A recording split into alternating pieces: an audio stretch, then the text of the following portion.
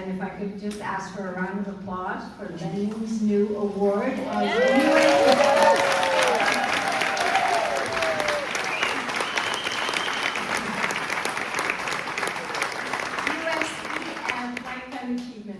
well deserved, and we're all very, very proud of her.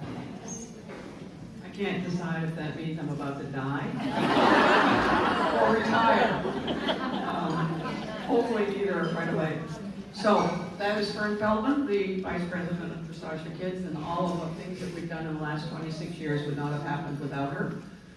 She's the person I went to when I first had that idea, and some of you may be wondering, it's an organization called Dressage4Kids. Why are all these adults here? Well, our mission statement says that we do this and this and this for young people and the adults who support them.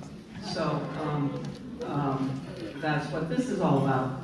So welcome, of course, and I want to also say a huge thank you to Chris Holleran. Chris, would you wave your hand in the back? She's our... Chris is our guest, we call her a social director. She handles all of our various party type activities and 100%, and she is absolutely fabulous. So as I said, this is the 26th year of Dressage4Kids, started as a competition, and we've expanded to about 8 different programs now, with more emphasis on the education than on the competing. We do have a few shows every year. But they also include written tests and fun things like that.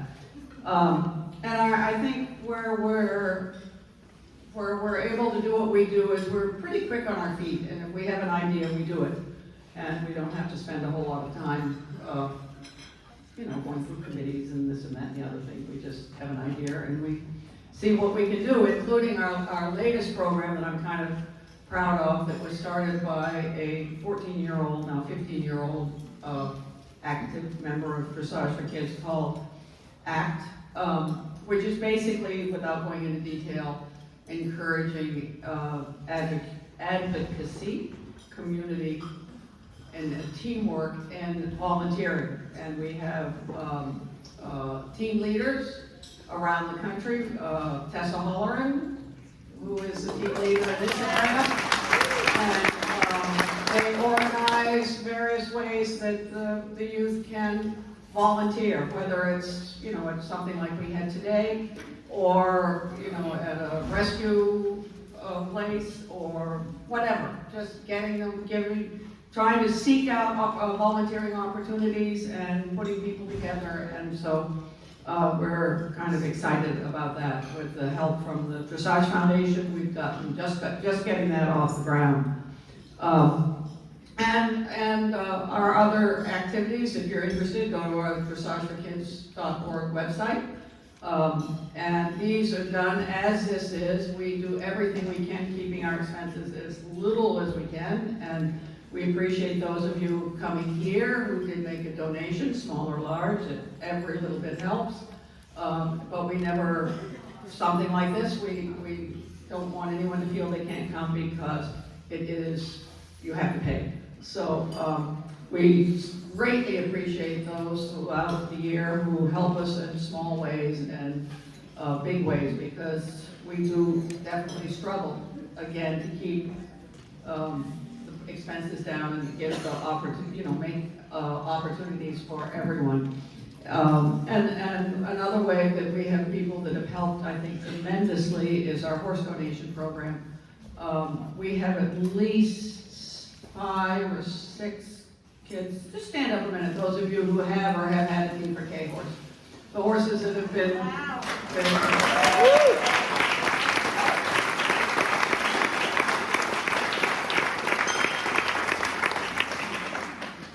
I'm so proud of these kids, because most horses that are donated have some little glitch of some kind. Some of them, one of our first ones was donated because the owner couldn't sit the trot. And I can understand why the owner couldn't sit that trot. That horse became North American champion, national champion, young rider. Some of them have a little soundness glitch. Some of them spook a lot. Some of them, they do a little bit. And these guys have done an amazing job developing some of these horses, and we're really proud of that. And what an opportunity we've been able to give kids, they lease the horses from us for almost nothing. I know many of them, including the ones sitting in here, wouldn't be doing what they're doing now without the generosity of others. So Dressage4Kids exists because of your all people's generosity. This is part of what we call UP. We love initials.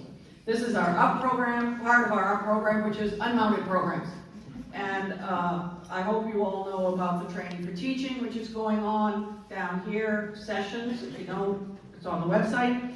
And we also have Zoom programs during the winter. So I'll let you educate yourselves about that. So enough about Dressage4Kids, let's get on with it.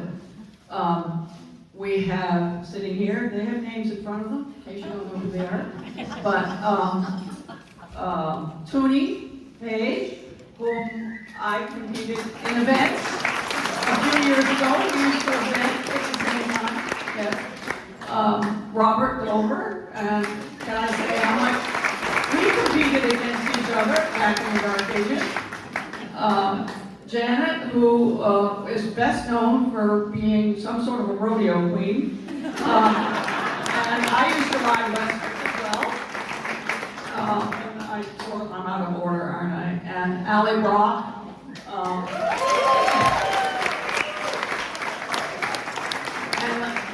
Let me just say, when I had the idea of our Training4Teaching program down here, it was Allie to whom I went and said, what do you think? And she's helped us out in various ways. And it is Allie.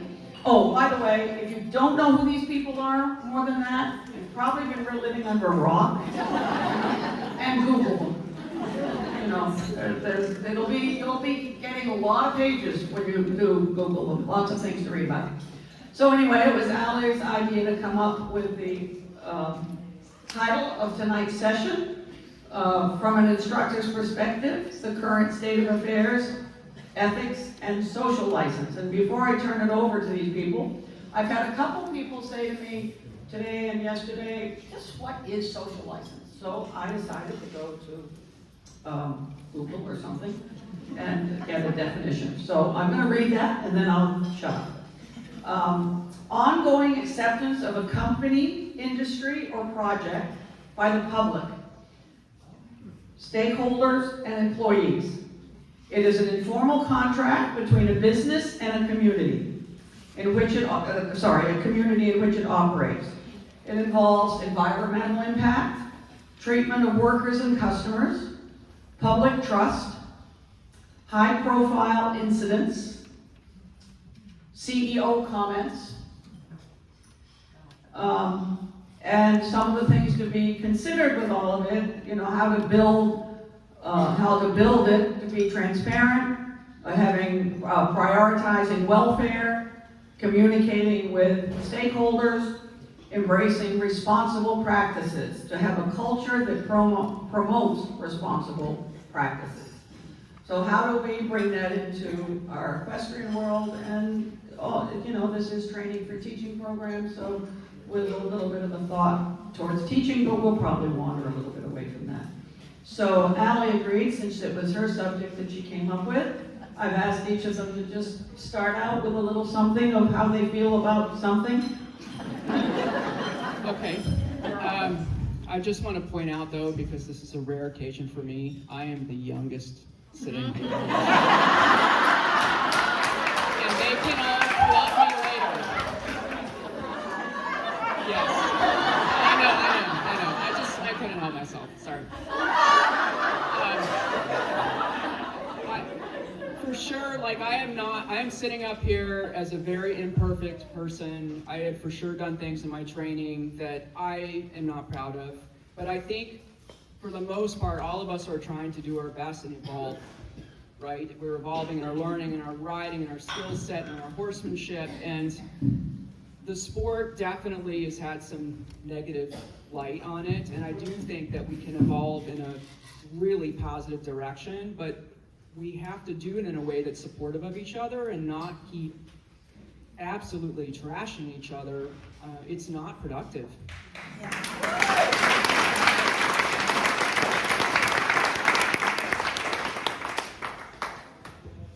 So let me just tell you all a little bit where we're going with the Dressage Sport Committee with this. When you think about social license, we could think about the whales at SeaWorld. We could think about the animals at the circus, and we all know what happened to those. Now, the people who got rid of the whales were not whale trainers, and the people who got rid of the animals from the circus probably had never been near a lion or, other than seeing them at the zoo. So if we think of the world's population and a little bit how it's changed, 100 years ago, everybody had some sort of contact with a horse. There were milk wagons, there were horses in the field. The entire population at least probably had a little bit of contact. Things have really changed now. So we have in today's world probably 20% of the population that think we're horrible, think horses should be running free on the BLM land, and we will never change their minds. So if we're never going to change their minds, we need to stop worrying about them, because that's not productive. Then we have the 40% people like us, and we love horses. We know that we take good care of them. We love them. They make more money per hour than we make. And then we have the middle part that makes up the rest of the population.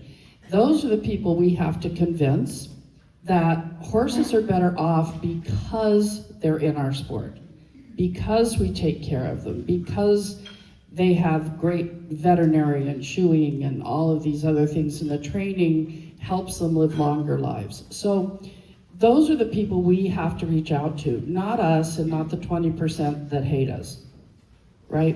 We all know who they are. So we have to find a way, I think, amongst ourselves, how do we reach out to the people who don't really know what a horse is? They maybe have never touched a horse. How do they know that a horse really is better off in our sport?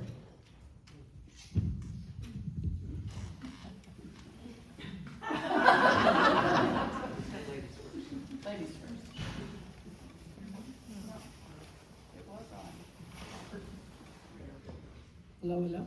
Yeah.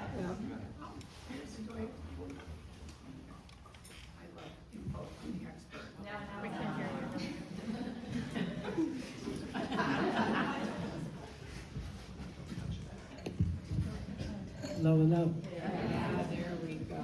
Okay, first of all, I have to thank Linda. Okay, first of all, I want to obviously thank Lyndon for inviting me to do this. I'm very honored, and I love that you gave me such an easy, platform to start with versus picking feet and whatever. Anyway, I obviously like this esteemed group, very passionate about this and about their care and management, but also their competitiveness and how we can continue forward safely and basically create an atmosphere where we can train horses properly, where we can be competitive but not go over the edge, which seems to be a real concern around the world, and it keeps popping up. This idea of what's abuse, it's hard to know exactly because it's sort of a fine line, and for, I suspect, a spectrum of people, it's going to be a little bit different. And, when you go to describe what's abuse, it's a little bit like the poor guy, what was his name? Stewart, the, court guy that got asked, can you give me an example of what pornography is? It was a big, cause celeb. And he said, I can't give you an example of what, I can't tell you what it looks like. I just know it when I see it. And I think that is something that comes to our guts when we see something happening that is, for us, something that makes our blood run cold. And I think we need to spend a lot of time discussing it, coming up with the best ways to present ourselves, to support others, to be really honest with what's challenging for us, and yeah, our ears are open.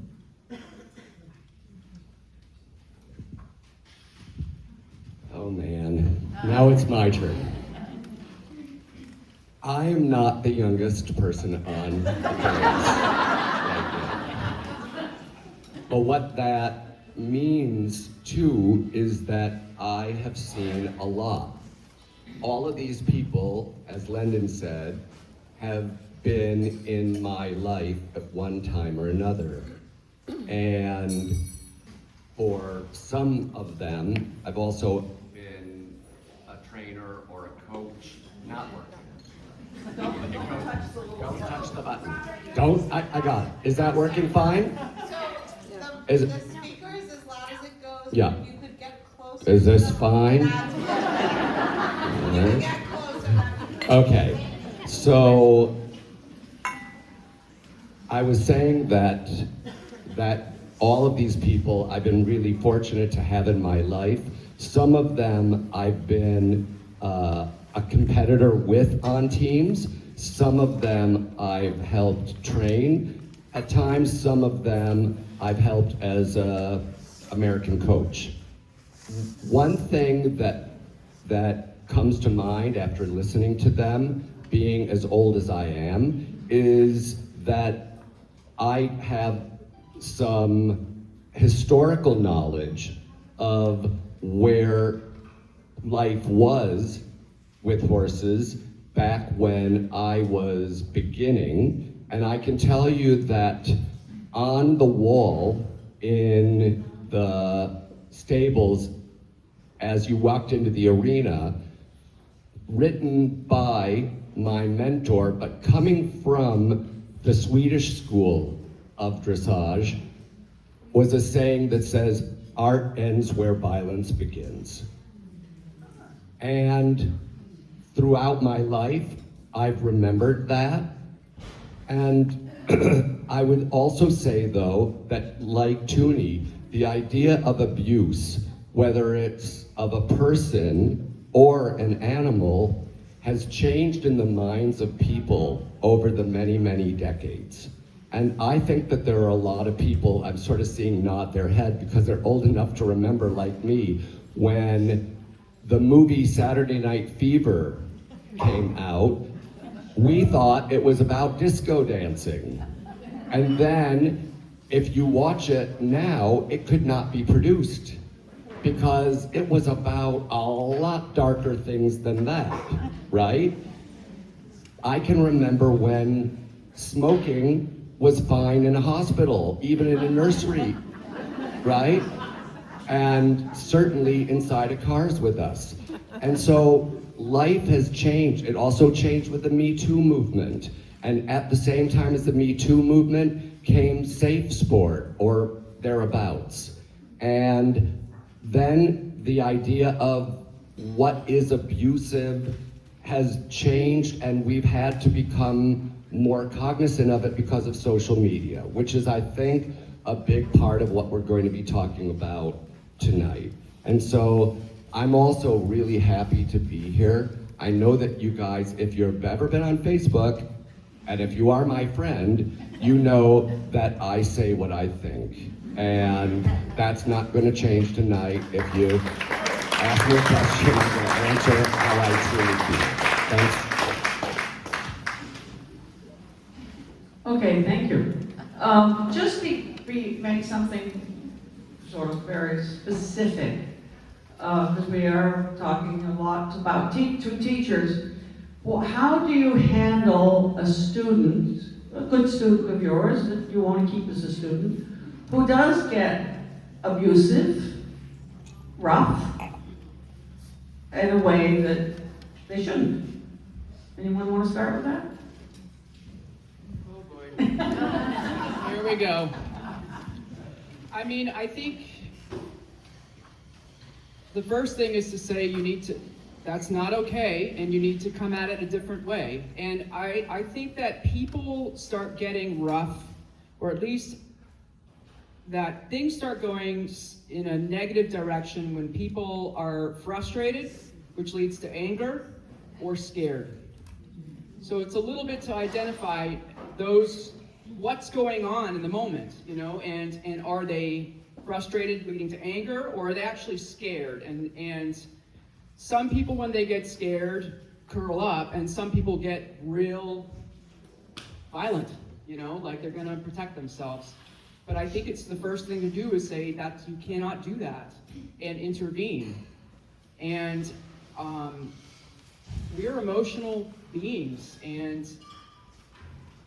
I think to say that you're gonna always make the right decision in every moment is probably not true, but at least that if your coach says it's too much, tone it down and let's do it like this, or take a timeout, or let's reapproach, or I've had some students that people are like, why are you teaching those guys? And I said, because if I go in and I try to make a difference, that's important to me.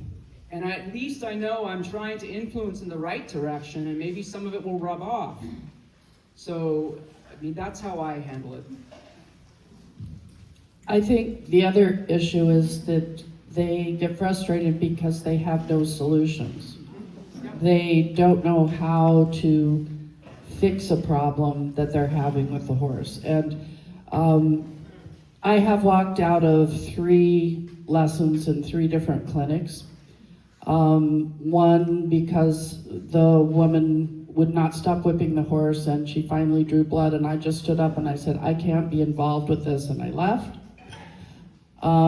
Another one, it was the horse's fault. Everything that happened, it was the horse. I just could not get through to her, and I just told the organizer, I don't want to see her tomorrow, give her money back. And of course you feel bad because you're not saving the horse. But I also feel that we can't save all the children, we can't save all the puppies, we can't save all the horses. So at some point we have to think a little bit about how our own personality is represented, and if we stay there and we watch that, then that's as bad as condoning it, I think. So for me, and this is a little bit different because if I had a regular student doing this, they wouldn't be my regular student anymore. They're gone. I try and then it's over. So I think if we can, as teachers, and we could get into the other big problem about the United States, that people buy trained horses, get their medals, and now they're a trainer. They have no idea how that horse became a Prix St. George horse or a Grand Prix horse. They don't know the system, they don't know what it took, they don't know how to solve the problems. They're not trainers, they're riders. And I think we in this country have to make a difference. We have to ask, is that person a rider? Did they buy that horse trained? Then I shouldn't ask them to train my horse because they're not trainers. Does that make sense? So, yeah. So I really feel we are very, very short on good quality trainers that have solutions. And I think that is something else we have to solve. And I know the certification program has been slow getting going. The L program has been much more successful, but somehow you all are responsible. I'm sorry, I take my responsibility as a judge. If I scored somebody too high, fine, bad me. But you're the owner of those horses. You watch that horse being trained every single day. You watch that rider put draw reins on. You watch that horse with the blue tongue and the open mouth, and you say nothing. So I'm more than happy as a judge to say, I take my responsibility, I need to do better. But I'm sorry that everybody thinks the judges should take all the responsibility, because I don't agree with that.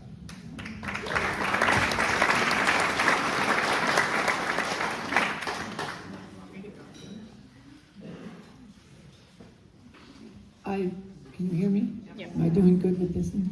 Your teaching voice, too. My teaching voice. I completely agree with what's been said thus far. My experience teaching, which I just love to do, I don't know what lucky star I walked under, but I just love doing it. You are constantly looking for solutions to help people in their basic education, or perhaps much more sophisticated. And it's one of those situations where you have got to go through your entire Rolodex to figure out, how do I get this person to understand first step, second step, third step, and then ultimately at the end of the day, you live by that wonderful phrase, you read, you forget, you see, you remember, you do, and you understand. My goal, and I'm sure the goal of every instructor here, is to find ways where they understand, even if it's just a small piece of understanding. That's the rock that you can then start adding things onto. And so when you're struggling with, like you're talking about these people that just won't even cooperate, that's what you have to, just say, no, back to square one. We've got to get to that I understand moment. And from there, well, that's the open door. That's the future for that rider. Or you hope, anyway.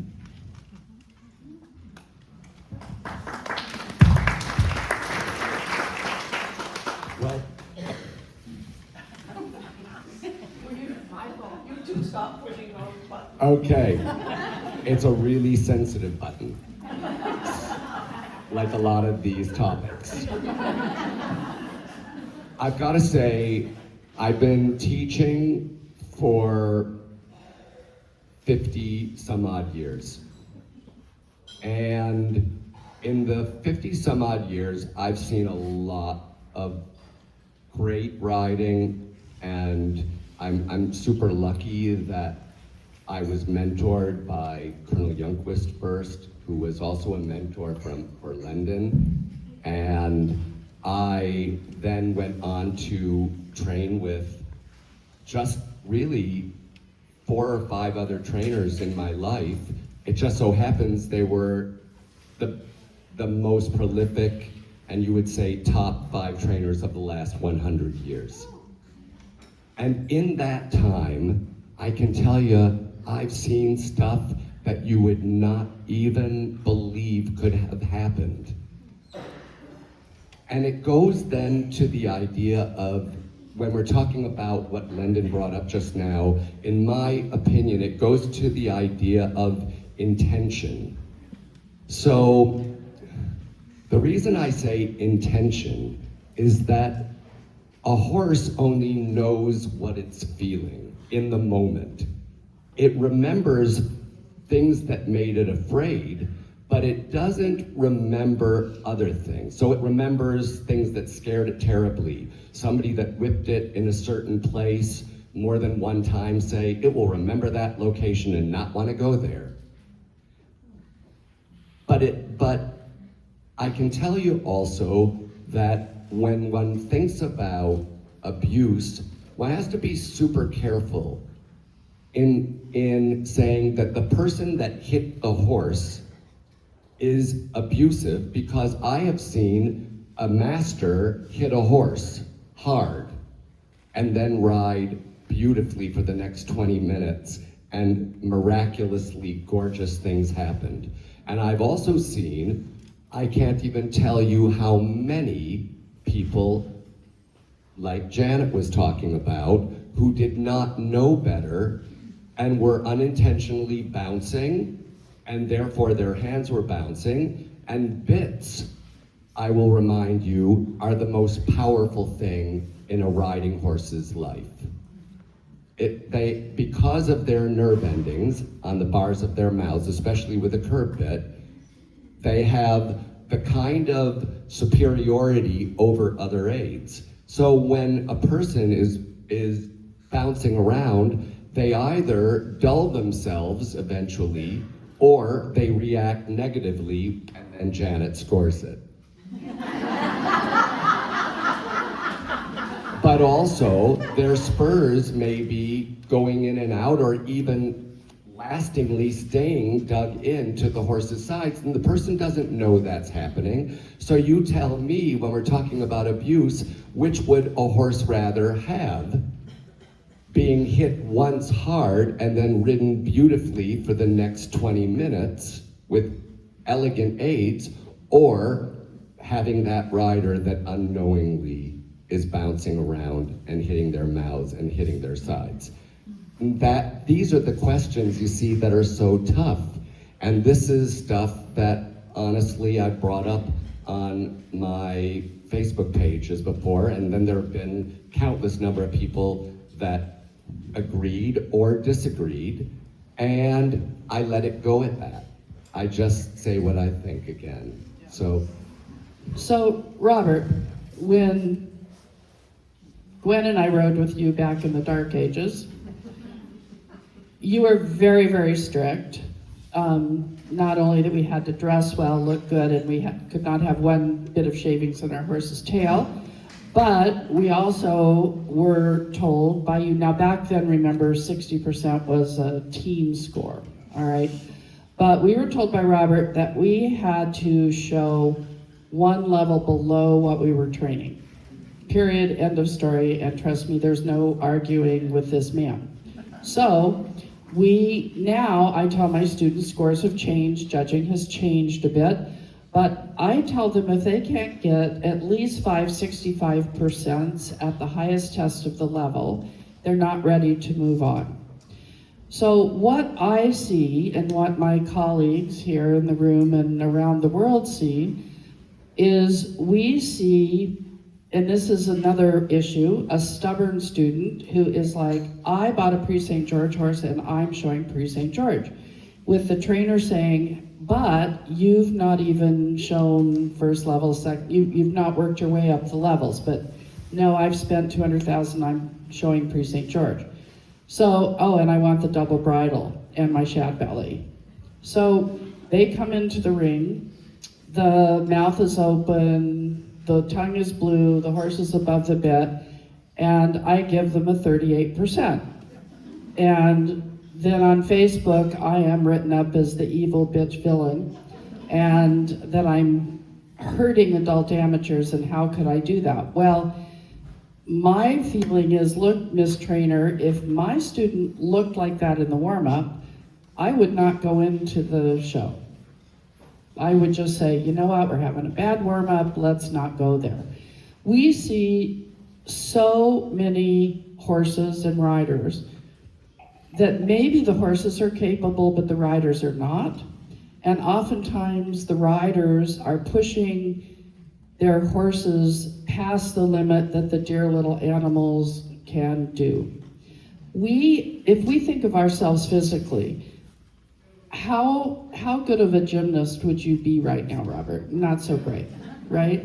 I mean, we're all a little creaky. Allie here, because she's pointed out she's young and nubile and supple. She probably could do a couple of backflips and look pretty good. So, but what we have to convince people too is if you have a horse that shines at training in first level, but it doesn't have the conformation, it doesn't have the gaits to move on to second level, don't torture that poor little horse. Sell it to somebody who can learn on it and buy something else. Because we see so many horses that are brought into the ring, and it is not harmonious, it's not pretty, it's really, really difficult for the judges. And then of course, what goes up, it's not like I'm the bad person because I'm pushing my horse beyond what it can do. It's that bitch Jenna Voigt. She gave me a low score. I'm sorry, I love to give high scores. I love it. I mean, I gave a 94% in Tokyo to the freestyle. I love high scores. But, we all have to be reasonable. We all have to think, and we all have to talk to our friends sometimes and just say, you know what? You need a new horse. You cannot put a double bridle on that horse and go third level. So that's a whole nother thing. We could spend hours on that topic. My turn. I'd like to add a couple quick little things. When I have a student that's starting to get rough with a horse because they're frustrated, or if they've had a bad day, or they don't, what else do I do? It's not doing what I want. I often say, why don't you just hop off and go kick a tree? And that usually breaks it a little bit. Take it out on somebody else. Good tree. I want to tell a quick story, and I'm going to ask them how they would recommend. When I was actually in a training session for the team back that we used to have these training sessions, and they'd bring fancy European trainers over. I had a horse, wonderful horse, tried his heart out, Grand Prix, winning Grand Prix, and I had a top trainer decide he was going to fix his canter because he didn't have a big canter. And he went after him with a whip, and with a whip, and with a whip, and with a whip. And to this day, he's long gone, I look up and ask for his forgiveness, because I did not, as the rider, take the responsibility of looking after that horse. And it took him a year to recover from that, because every time I'd start to push him a little bit, he'd actually get so tight he couldn't breathe. And I tell this story to the kids that I work with, because I think we've got to make sure we are the caretaker, that we're looking after our horses. And who am I to tell this top Olympic trainer that stop beating on my horse? What's your advice when someone's in that situation? I'm gonna go with this one. Lyndon, I don't know about the others, but I think that many of us of a certain generation had a thing like that happen. I can tell you that my first big-time international Grand Prix horse, Federleicht, was a star already by the time he was 6, with so much talent. He was also half Hanoverian, a quarter Trakehner, and a quarter thoroughbred. And very sensitive at a time when it was just sort of converting from super cold-blooded kinds of horses into these more sensitive beings. And I will tell you that there's a list of riders who had a certain trainer who would say, start the passage in the Grand Prix, turn left, it comes from the walk, it used to turn to the left, not the right, come toward the center line, now give rein and hit him with the whip. And as I said earlier in the beginning, I was a good student, as was Lyndon, as I think were all of us. And when these masters, quote unquote, came over from Europe, we did what we were told. If I was told to stand on my head, I would be trying very hard to get up onto that saddle with my, and stand up on my head. But so listening to him, and I turned left, gave rein, and hit my horse with a whip, and after 3 times, he would start in the passage, and then you would see his eye change, and it was like, I'm not sure if I'm turning left or leaving the arena, but I am not going to that spot. So, and it took me, from that point, well over a year to be even able to go to I. No less have a piaffe, and never had the piaffe that he should have and could have had. Again, we go back to intent, I think, our intentions. My intention was not to hurt my horse. My intention was to listen to somebody who everybody respected as a team coach, and I got into the kind of trouble that I've written about later in my life, saying I learned from this particular coach more about what not to do to a horse and what not to do to a team rider or any rider than I learned about what to do. So, but that is like what Allie said. I look back on my life not thinking that I did everything right at all. I failed in some of the most dramatic places on earth, in the sport, in the biggest arenas. And, but I look back on those times, and like Ali was saying, I feel like I have tried to evolve. And that's what we all should do. And I just want to say one more thing really quick. If you look at all of the sports in the equestrian world, I firmly believe that dressage, which is under this microscope and is the evil, stepchild of the horse sport world, is actually, in my opinion, the most kind and most beautiful, in my opinion, and I don't say beautiful in the way of, no, I'm gonna take that back, because that's gonna go somewhere. I know. It's not any more beautiful than other sports. But I believe that we are constantly trying to be the most refined and elegant that we can possibly be, and that it so saddens me that we are the sport that tries to destroy itself from within. No other equestrian sport. If you said to the Avengers, they get their wagons in a circle and get their guns out. Same with every other. It's dressage that is always going, oh no, it's dressage shouldn't be this. Dressage, the art versus the sport, and it's been that way since I was a kid. But now with social media, it's become harder. Okay, I'm gonna pull us back to my question. What would you recommend to anyone who is in the situation, like you and I just talked about? How do they get out of it?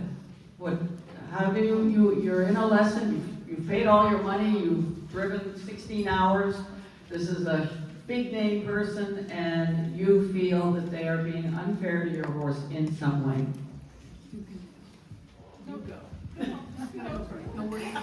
Now they're fighting.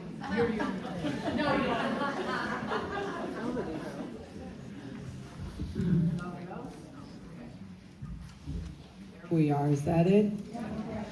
And talk loud according to, okay. The simple answer is that you grow a set and you say, not on my horse, ever.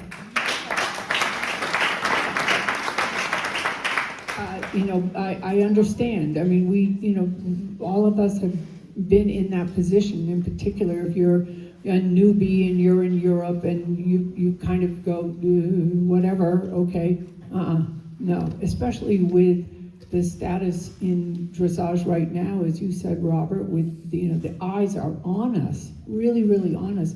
We need to take that as an opportunity to do better, to teach better, to reward better, so that person that's having a fit about the expensive horse she bought, look at her and say, let's resell it. Here's your $200,000. Go buy some jewelry. Don't you guys get to a point where you say, no, I'm not going to accept it. I'm not going to watch it without saying something. We have nothing to lose. Well, you're a baby, so but I have nothing to lose. I have nothing to lose if I say, it's somebody I don't know. Look, is something going on here that I can help you with? You need some help? Because this is not good, what's happening right here. I want to be able to go to sleep at night. I have to say that I feel pretty lucky because I really haven't been put in that situation where it was like, you're gonna do it or else. And the other thing too is that, at least with my horses that I ride personally day in and day out, I am very, very protective of them. And I know the process of them because I am training them, and usually from a younger point to a finished point. And like, even as recently, I just had training last week, and there was a situation where they wanted me to piaffe a certain way, and I said, I'll do it for you one time, and then we're not doing it like that anymore because I know where this horse started and I know where it's going, and I'm still riding him and you're leaving next week. So I think it's a bit to also be able to say, you just have to advocate for your horse. And you can do it in a way, you don't have to be as rude as me, but you can be tactful and polite about it. And, it is a collaboration when you're training. It's not this godlike and then nothing. It is a collaboration. Okay. The only thing is, I think that Lendon, with Dressage4Kids, has, first of all, it's the most fantastic organization. And I feel so lucky to have been like a part of it, from time to time, and I love it. And so, here there's two separate things going on here. What about kids? Kids, because kids in a learning situation are probably not going to be the ones that are going to that can grow upset, right? So then it goes to either their parent or personal trainer who's there. If it's in a clinic situation, it's going to be up to them to step in, right? And to say, sorry, this is not okay. When it comes to adults, I have known adults that it wasn't out of fear, and it wasn't out of frustration as much as ambition. And ambition has caused some super scary looking things to watch in my life, when I have then said, sorry, I'm not gonna be your trainer. You're on your own, go find somebody else. And so it can be that one thing too with adults. And I think that finding our way with all of this conversation, I think all of the questions, Lendon, that you're gonna ask us to answer are super complicated ones. This is a night of really complicated questions and answers, but anyway, we'll keep on slugging our way through.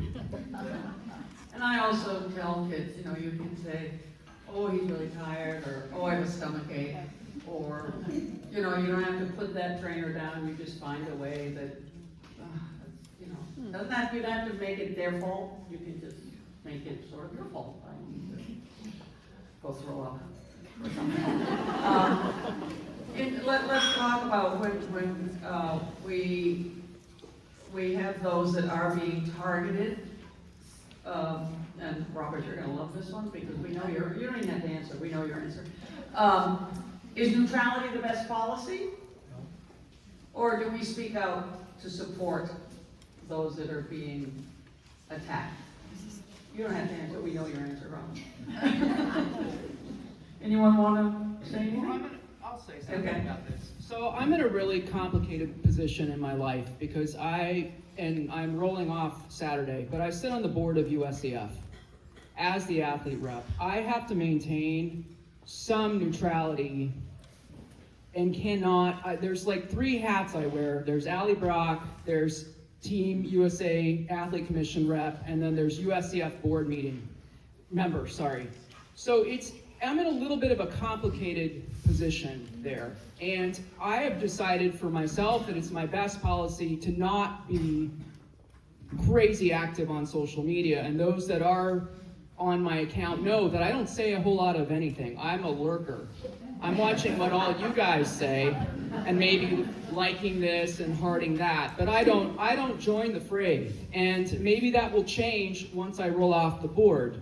But it's not in anyone's best interest for me to be shooting off as Allie Brock when I'm wearing 2 other hats that I have to be responsible for.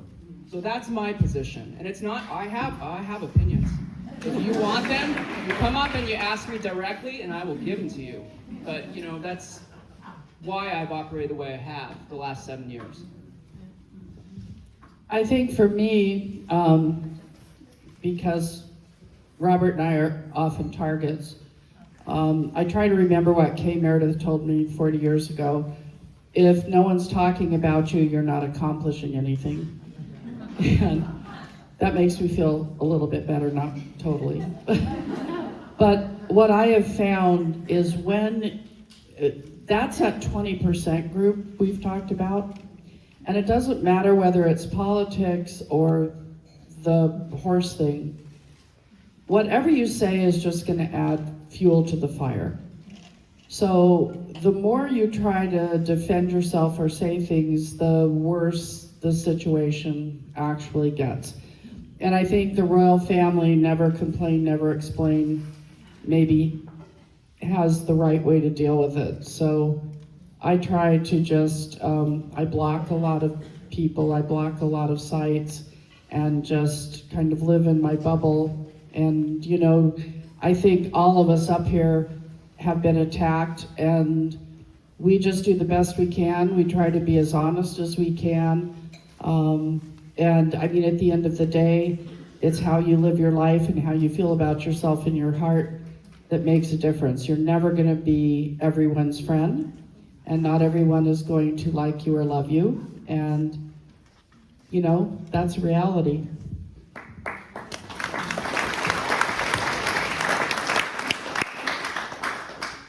I think social media is such, I'm so glad I grew up when there wasn't any.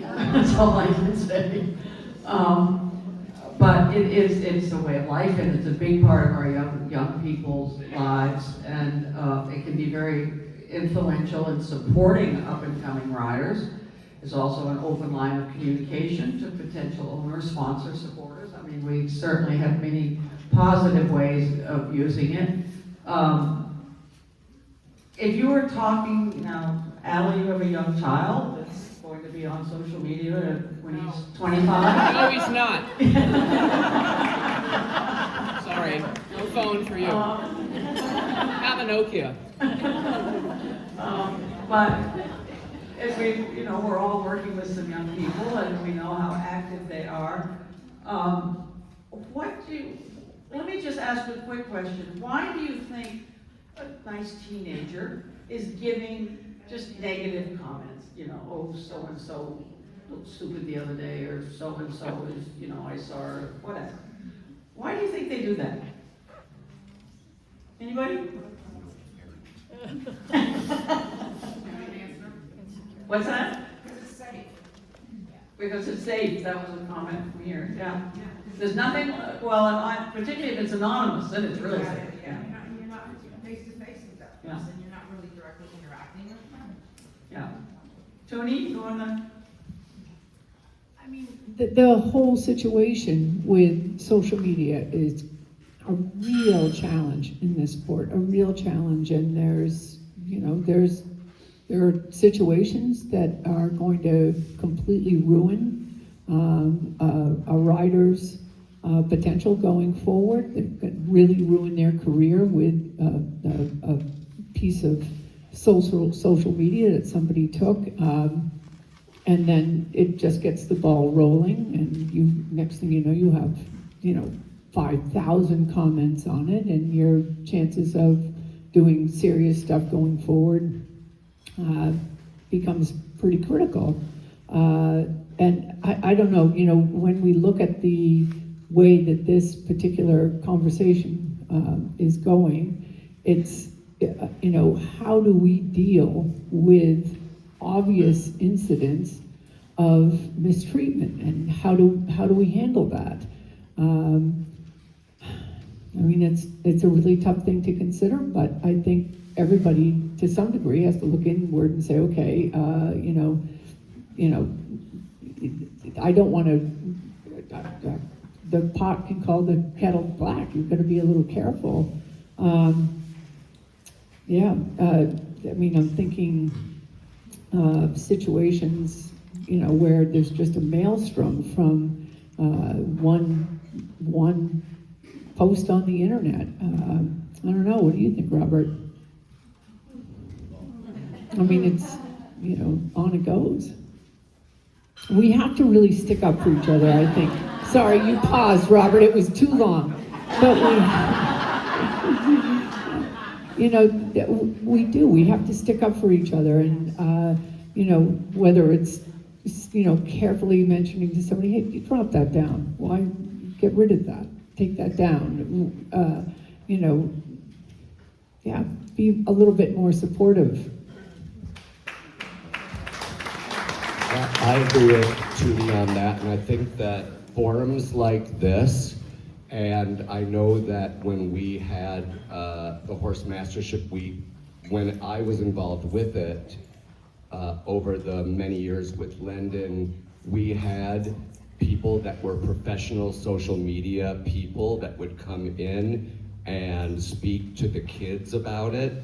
And within the United States Equestrian Federation, there are forums that, and times when athletes, also within the United States Olympic Committee, when they would have media conferences and training to explain best ways and rules for dealing with, back then before social media and now with social media.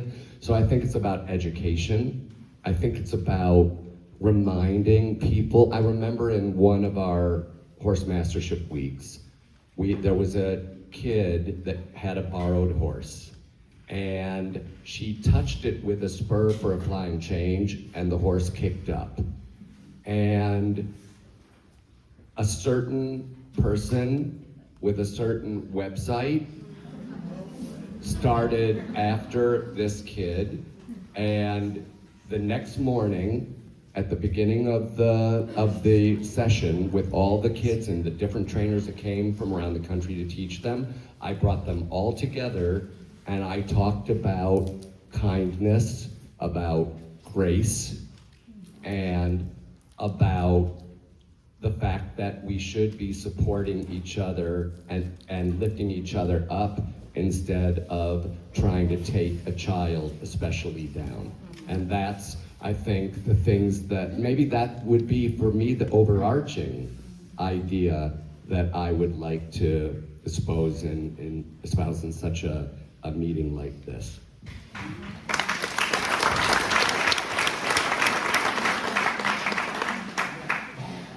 I think a lot of it is jealousy too. If you're someone's better than you, you're gonna do everything you can to pull them down or whatever. It's an interesting question. Okay, almost all instructors have students who are at some point in the journey from poor to fair to good to very good. What practical things can be done to maximize a horse's comfort in the process? It's a tough one. Good one.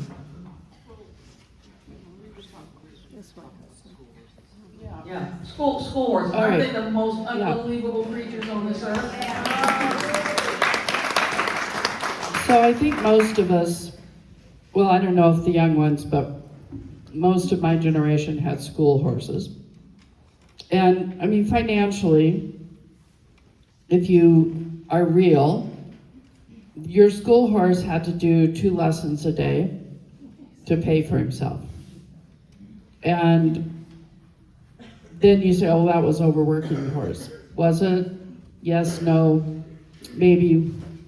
I also had a lunge horse. It's the only job that horse had to do. And he did lunge lessons. He did 2 lunge lessons a day. So I think when we talk about how do we maximize a horse's comfort, for me, is not enough people teach lunge lessons anymore. Some of my students who come for clinic situations, I'll say you need to have some lunge lessons. Well, my instructor won't do them. And I'm like, well, honey, you need to find a different instructor. Because if you don't have a good seat, you don't have a good position, how are you going to correctly influence the horse, right? I mean, that was just part of what we did back in the old days. We all had lunge lessons. So I think that should come back somehow. So you can't go from this level to the next level if you don't have a good seat. And your horse isn't going to be comfortable if, Robert, did you say bouncing around on the horse with the bouncing hands and the double bridle? Exactly. I think just adding to that, like I think about school horses that, so that their top length, that they're not totally inverted, like in Germany, it's frequent they'll be in side reins. You know, they're just trying to protect the horse's top line, and I think that's something that now, again, when we talk about social license and how do we handle that, for those of us that know better, know that that's in that horse's best interest, where other people might go, well, you're tying its head down. So, yeah, tough. Well, there's one more. One more thing. So, what both of them just said is totally true, but then there is also, for like what Janet said, there is a thought that some judges have put out there that up to a certain level, even including collected levels where there are flying changes and other stuff, that the rider should be allowed to post the trot. And I immediately, of course, got myself into a tither over it and said, no, the rider's responsibility is to learn, no matter how long it takes. It's not an embarrassment to be on a lunge line. I was on a lunge line for the first 9 months of my riding life and slid off and got back. They threw me back on and said, you have to be able to do a turn around around the world and stand up and lean back and arms up and legs away and all of that. And I've taught that through my life. So that is an issue as well. But that is from the some judges' perspective, that it would be kinder. But then consider this when you're talking about the two lessons. Horses are animals that go on and on and on through their lives across, in the history, over hundreds of miles and grazing and moving and in herds. They have incredible lasting ability.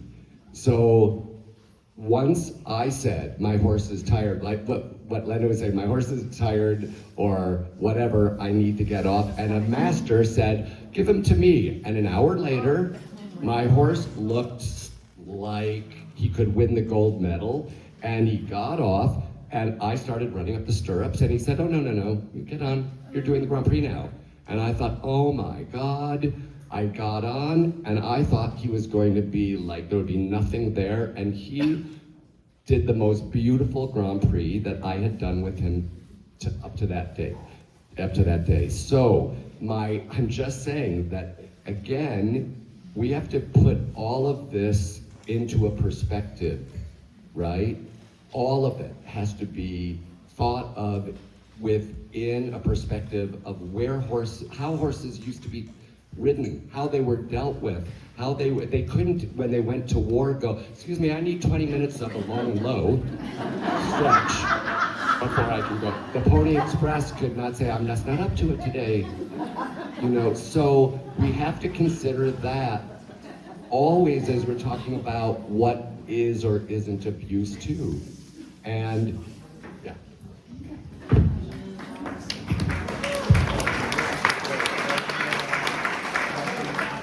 And talking about the lunch lessons, just a quick thing, I have someone whom I teach quite a bit who has recently been working with one of the people up here on the panel, not the oldest ones.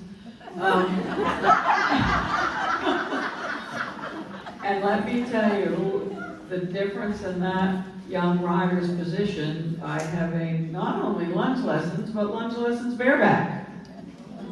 And what a difference it's made. And this is one of my pet peeves. I've got a little pony ring. What the heck is this no stirrup November garbage? What happened? How much riding did you do without stirrups? A lot. Yeah, yeah, I lived without stirrups. And now I tell someone to drop their stirrups, they go, ooh. Anyway, I'll shut up. That wasn't, take that moment. Just to get a little bit away from this intense stuff. I've lost my question now. It was here. No, it's here. It's somewhere. Somebody wrote it. I'm sorry. I can't find it. It was something about let me rephrase it. What is your favorite, if you have one, you only get 20 seconds to answer. What is your favorite training exercise? If you only could do one thing developing your horse. Transitions. I love me some Ron Bear.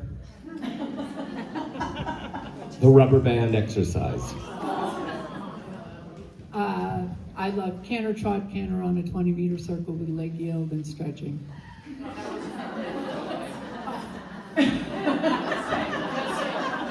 I hope you all wrote that down because that was some great advice.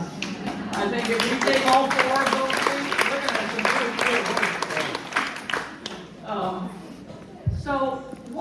and along the same lines, we do have some young aspiring trainers here. What advice would you give to them to be developing in a positive way? And this is really broad, so you only get a short answer. Just give some advice to these young trainers out here. Leave it open that way. Take chances. Take chances. Take chances on the horse that other people have had challenges with. Ask for help from anybody in a community like this where we're just, many capable people that are willing, would happily take conversation and time with you. Don't be afraid to take a horse that's difficult. Be smart about it. Your life's important, but honestly, some of the, what you're talking about, London, with the horses that are donated and they turn into really quite serious horses, but you have to take those chances. And I also want to say that the four people here and many others, you stick your hand in the air and say, I need help with this horse, and you used to have a horse like that or something like that, and they come to you, they're going to help you. You have to ask, and a little begging can go a long way as well. and offer something in return. It's not like you have to sign up for a $2,000 or $3,000 or $5,000 a month training situation.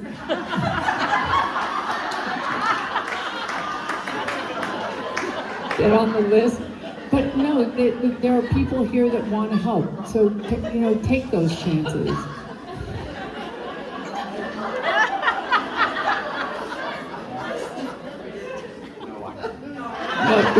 Robert can't be next. I'm going to get yelled at. No, I think Robert's collecting himself. he's collecting. You guys are out of control. So anybody in that situation, you can call me. I'm happy to have a look and whatever,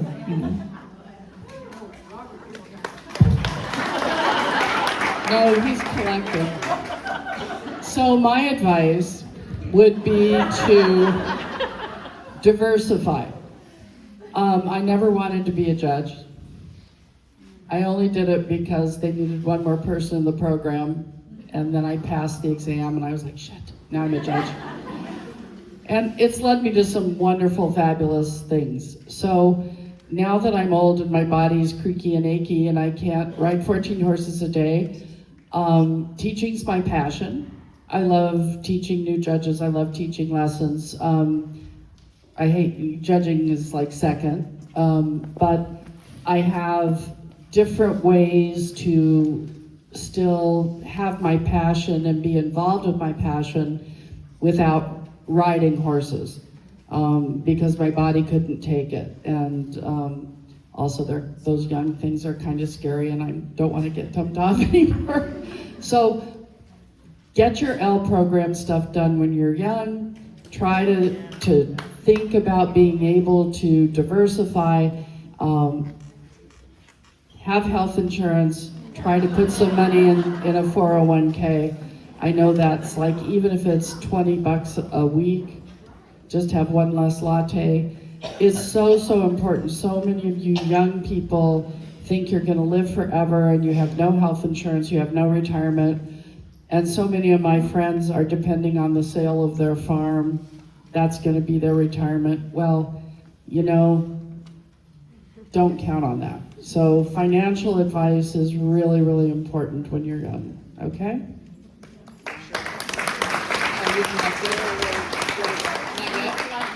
Okay, all right, I just had to ask. I would say one of the great things that I'm part of, I have a community of peers, so trainers that are roughly my age, or we're all sort of in the same group, and we all share information with each other, we all work together. It is so fun, and it's like a hive mentality, so there's so much more to bring to the table when there's 10 of you, and it's inspiring. You feel like you're not alone, like there's so much more information to be given amongst each other. So I would suggest start doing that now. You know, start figuring out who are your buddies that are all training like you are and kind of in the same area, and set up a little what's up chat and become friends and help each other out. It's a safe space. I have to say it is such an honor for me to be part of the group that I'm part of. So that's my advice. Are you ready?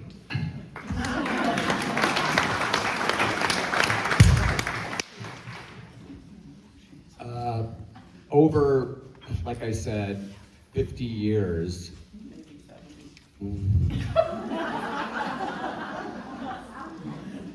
Anyway, over the 50 years of my doing this professionally, I can tell you that there have always been people in my life who, even though I had nothing as a kid growing up in the sport, were there for me to help.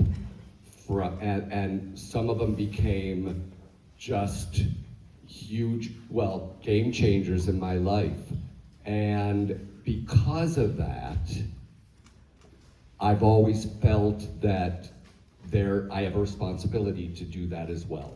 So yes, over the many years, I'm also fortunate that I had success and that I was able to make a living from the sport. But also at the same time, I also had what I called socialized dressage in my farm, where if somebody could pay, not that amount, but whatever, per month, then I asked for that amount. And if someone couldn't, I didn't turn them away because they couldn't, if they were talented and if they were, that they had grit and they really wanted to do it badly. Catherine Bateson Chandler was one of those kids that came to me at 15, and she was cleaning the stalls in my barn. And we had a lot of horses in training back then, around 70. And she's cleaning stalls. I said, little girl, what are you doing here? And she goes, I'm cleaning stalls because I'm going to become your assistant and I'm going to need lessons and I don't have a horse. And I said, well, you're like in high school. You got to go home, and when you get out of high school, come back. And the next day she was back in the stalls and she never left. And so, but there have been many, many, many cases. And when others have wanted the opportunity to come and watch, I have an open barn, and I still have an open barn. And when people want to come and watch and ask questions, I'm sitting right there willing to answer them, just like I am tonight with you all. So, and things like what Lendon's done for me has been an opportunity to also work with the kids during the Horse Mastership Week or in my Future Stars program where I take 4 kids and give them a free month a year, sometimes longer, like Kendall. And so, but anyway, I think all of us are that way on this day, as all of us would do that for adults or kids that really honestly want to learn and are there with the best interest of the sport, themselves, and their horses at heart.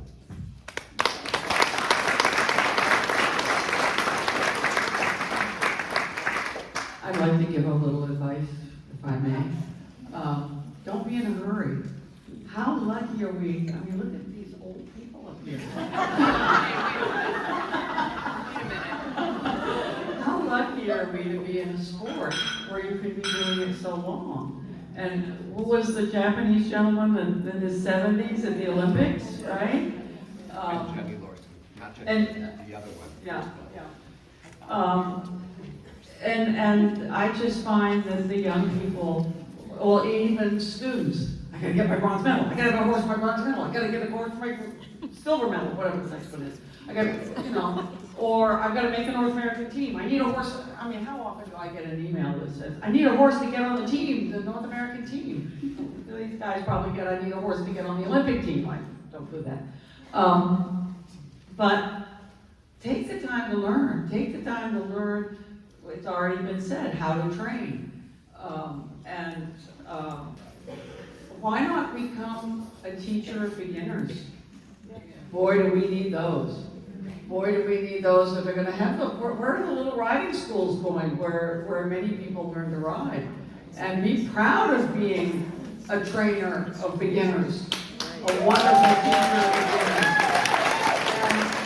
And be proud of being the trainer, the one who can break the horses and start them beautifully and then let them move on to someone else.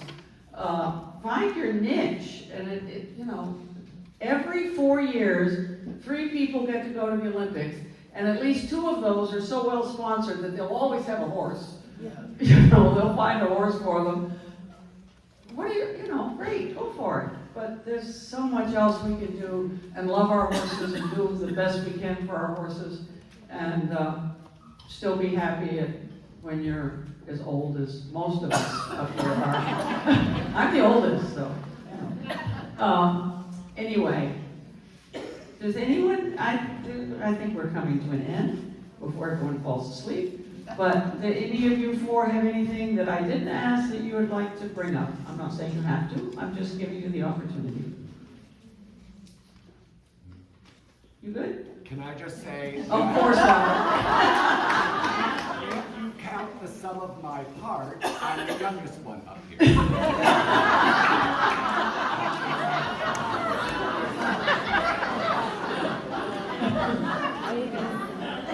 Well, I thank you all for your attention.